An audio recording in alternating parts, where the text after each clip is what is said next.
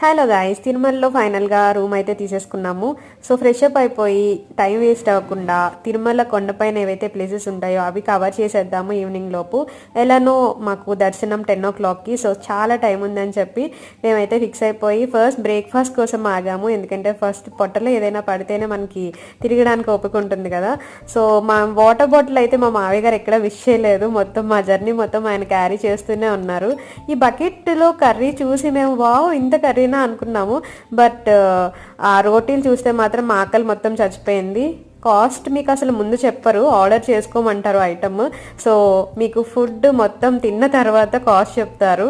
So cost చాలా గట్టిగా ఉందన్నమాట. ఇక్కడ మేము వ్యాన్ బుక్ చేసుకున్నాము.